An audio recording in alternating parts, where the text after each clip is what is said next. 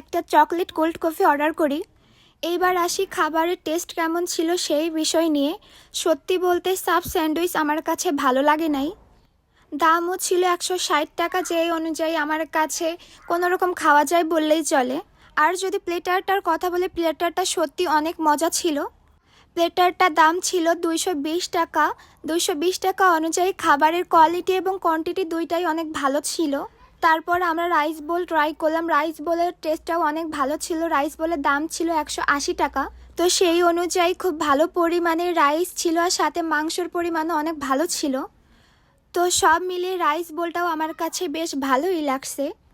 এরপর আমরা cold coffee try করলাম। অ্যাকচুয়ালি আমরা চকলেট কোল্ড কফি অর্ডার করেছিলাম, কিন্তু যার কোনো ভিডিও নিতে আমার কেন জানি মনেই নেই। চকলেট কোল্ড কফিও অ্যাজ অলওয়েজ যেমন খেতে হয় তেমনই ছিল। আসলে এখানের মেইন বিষয়টা হচ্ছে সবার ফুড টেস্ট কিন্তু সেম না। আপনার যেটা ভালো লাগবে সেটা আমার ভালো নাও লাগতে পারে, আর আমার যেটা ভালো লাগবে সেটা আপনার ভালো নাও লাগতে পারে। আমি শুধু আমার পার্সোনাল এক্সপিরিয়েন্সগুলো আপনাদের সাথে শেয়ার করতেছি। আমার কাছে পার্সোনালি ভিউ অনেক বেশি ভালো লাগছে। ওইখান থেকে তো আমার আসতেই মন চাচ্ছিল না। আমি আরও অনেক সময় ওয়েট করছি শুধু সন্ধ্যার ভিউটা দেখার জন্য। তারপর রেস্টুরেন্ট থেকে বের হয়ে দেখি অনেকগুলো অটো দাঁড়িয়ে আছে। আমরা এক অটোতে করেই গোপালগঞ্জ সদরে চলে এসেছিলাম।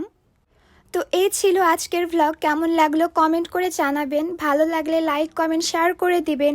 Bye bye everyone.